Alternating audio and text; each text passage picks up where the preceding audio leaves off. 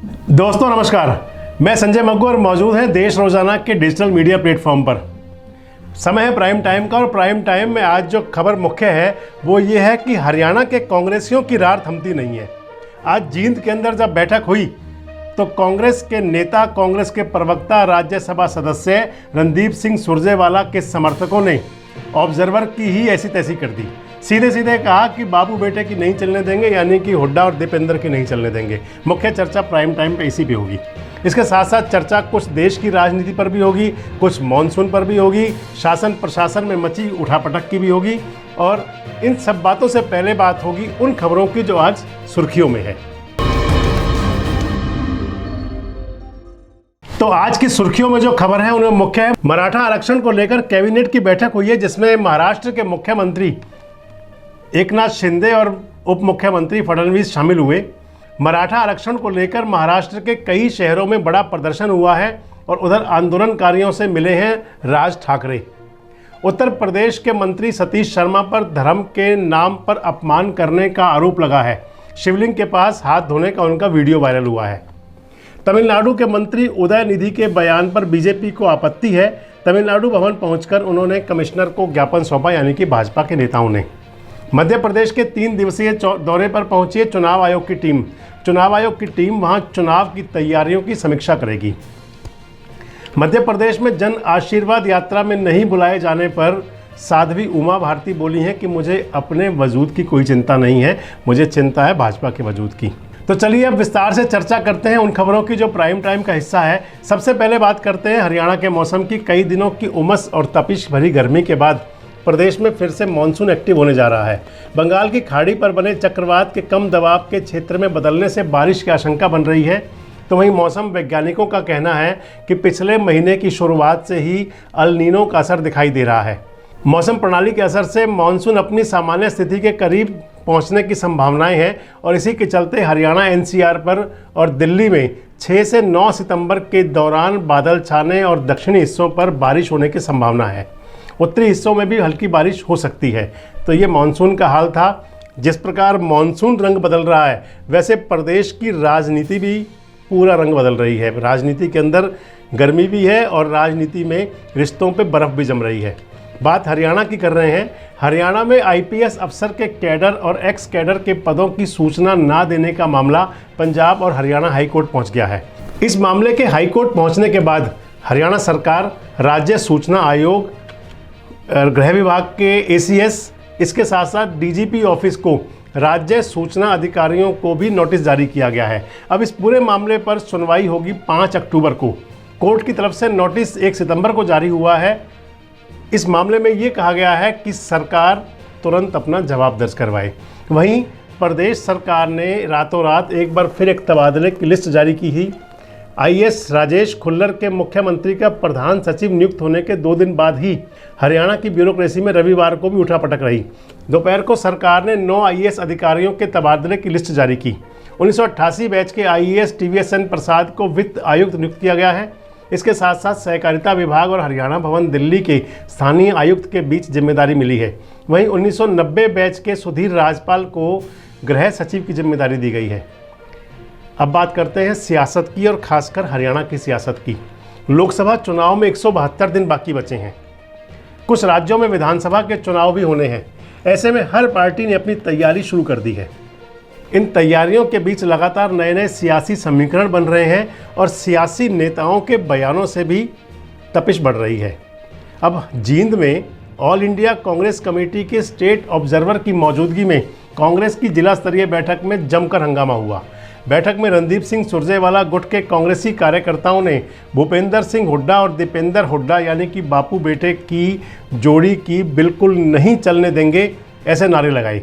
इसके साथ ही कार्यकर्ताओं ने ऑब्जर्वर गो बैक यानी कि ऑब्जर्वर वापस जाओ के नारे लगाए और कहा कि बाप बेटों की बिल्कुल नहीं चलने दी जाएगी।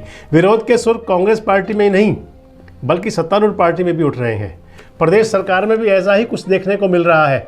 वरिष्ठ नेता और पूर्व केंद्रीय मंत्री चौधरी वीरेंद्र सिंह हैं कि मान नहीं रहे, शांत नहीं हो रहे।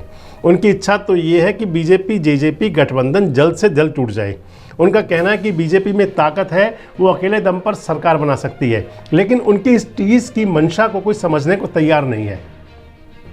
चौधरी वीरेंद्र सिंह ने एक बार फिर से जेजेपी पर पलटवार करते हुए कहा है कि डिप्टी सीएम दुष्यंत चौटाला जो उप मुख्यमंत्री हैं वो उचाना से चुनाव नहीं लड़ेंगे। चौधरी साहब का कहना है कि 10 साल में भाजपा अपने शासनकाल में इतनी सक्षम हो गई है कि उसे किसी के सहारे या किसी की बैसाखी की कोई ज़रूरत नहीं है।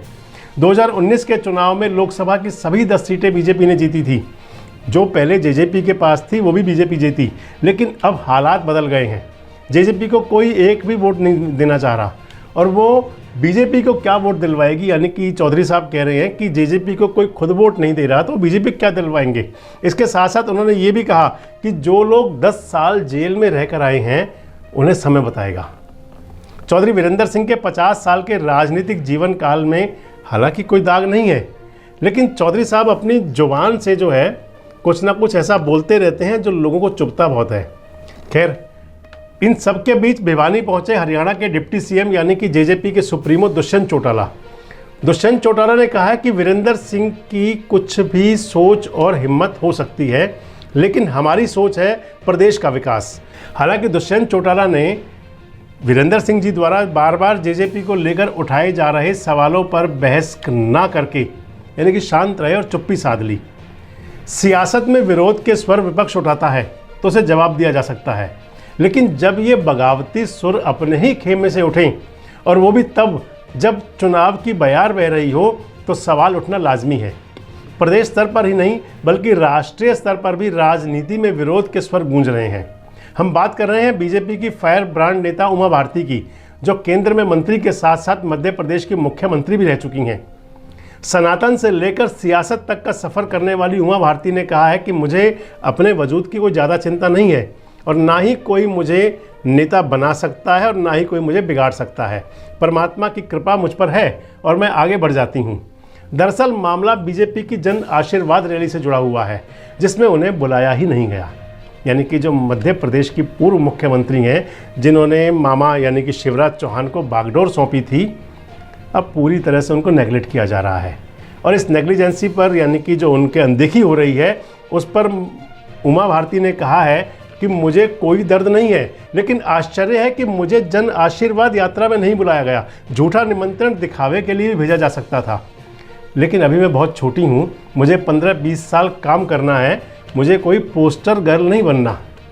यानी कि बहुत तंज कसे उमा भारती जी ने। तो वहीं एक राजनीति इंडिया वाली भी शुरू हुई, जो तमिलनाडु के मुख्यमंत्री स्टालिन के बेटे उदयनिधि के बयान से शुरू हुई थी। बवाल मचा रखा है पूरा उन्होंने। सनातन धर्म को डेंगू, मलेरिया और कोरोना जैसी बीमारी बताने वाले उदयनिधि खुद मंत्री पद पर हैं। उनके इस बयान के बाद सियासी हमलों के बाद साधु संत भी नाराज हैं। दिल्ली के पुलिस आयुक्त को भी शिकायत सौंपी गई है, तो कांग्रेस ने उनके बयान से पूरी तरह किनारा कर लिया है। आम आदमी पार्टी ने भी कहा है कि हम सभी धर्मों का सम्मान करते हैं, वो उनके अपने बयान है।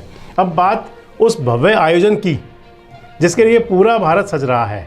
G20 सम्मेलन में हिस्सा लेने आ रहे राजधानी दिल्ली में विदेशी मेहमान भारतीय संस्कृति की झलक के साथ साथ भारत के देसी खान पान का भी स्वाद लेंगे। उनके स्वागत में दिल्ली का चांदनी चौक बाजार स्ट्रीट फूड परोसने को तैयार है।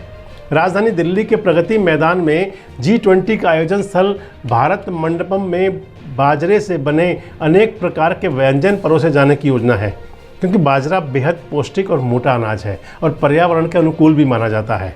तो वहीं प्रधानमंत्री मोदी का कहना है कि जो मेहमान आएंगे उन्हें उपहार ऐसे दिए जाएंगे जो गर्मजोशी का एहसास दिलाते हों। इसलिए भारतीय हस्तशिल्प और कलाकारी भी देखने को मिलेगी। राजधानी में स्वागत के लिए ऐतिहासिक स्मारक भी तैयार किए जा रहे हैं। 5000 सफाई कर्मचारियों को वहां साफ सफाई का जिम्मा दिया गया है। मेट्रो में भी आज से 13 सितंबर तक टूरिस्ट कार्ड चलेंगे। चांदनी चौक, सदर बाजार और गांधीनगर जैसे कई पुराने और बाहरी दिल्ली के बाजारों में विशेष तैयारी की जा रही है। हरियाणा में भी G20 को लेकर काफ़ी तैयारी की गई है। गुरुग्राम में भारी वाहनों पर के प्रवेश पर रोक लगाई गई है। वहीं कुछ दिन के लिए हरियाणा के रेल यात्रियों की परेशानी भी बढ़ने वाली है। G20 शिखर सम्मेलन को लेकर हरियाणा से गुजरने वाली 8 से 11 सितंबर तक लगभग 104 ट्रेनों को निरस्त कर दिया गया है। तो चलिए, आज के प्राइम टाइम में इतना ही। दीजिए इजाज़त। कल फिर मुलाकात होगी आपके साथ कुछ उन मुद्दों के साथ, कुछ उन खबरों के साथ जो रखते हैं आपसे सरोकार। तब तक अपना बहुत ध्यान रखें। शुभ रात्रि। हमारे साथ जुड़े रहने के लिए देखते रहिए देश रोजाना का यूट्यूब चैनल, सब्सक्राइब कीजिए। साथ ही देश रोजाना की खबरें सबसे पहले देखने के लिए प्रेस कीजिए बेल आइकन।